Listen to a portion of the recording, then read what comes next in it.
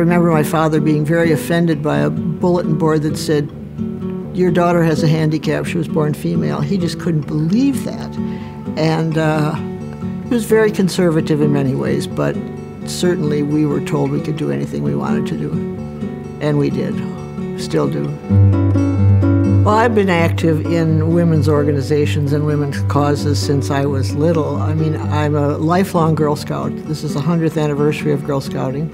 It was very important to me as a child. My husband calls me the world's oldest Girl Scout, which is not really quite so. Bill's mother said to us, "You know, your friend, your professor at Sumberga, he has his own college." So we drove out and there was nothing but a model on a card table. We were hired before it opened. We came the third year. Our friends thought we were absolutely crazy. Well, I was never going to be a teacher. My father was a school superintendent. My mother had a master's degree. I was never going to teach. And I'm just not sure how that happened. And somehow it all fit together. I love teaching and I enjoy students very much. I came to Grand Valley at a time when I could use my talents and my interests, and the university needed them. And so it was, if I took a chance on Grand Valley, I'd say Grand Valley took a chance on me. I mean, I was very young, and I grew with the place. It's been extremely gratifying to be a part of its development. For many years, I was one of 2 or 3 women administrators.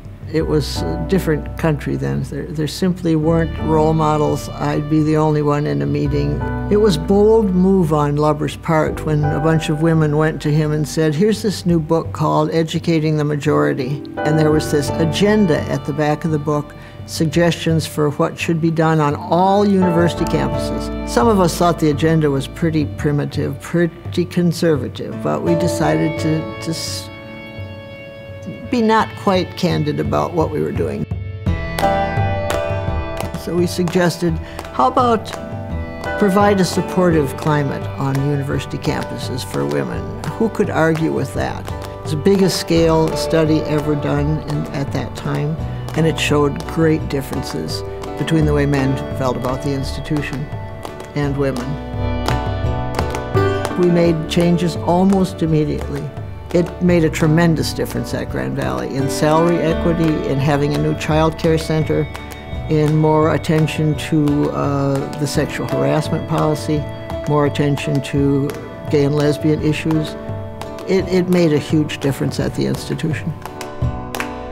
It was important to have women colleagues at the university, and it was important to have women colleagues in the community. Grand Valley's been very supportive of my work in other organizations outside of the university. Not all institutions are. We had a little revolutionary group. First group, our sweatshirts said GVSC at that time, OGC, for Old Girls Club. We did a lot of crazy things just to keep ourselves sane. Well, I'm extremely gratified by any changes I was able to help push through at Grand Valley. To have that many people women in positions of department chair and administrators, to see women being fostered at all levels, including students, of course, I think those are extremely important and very gratifying.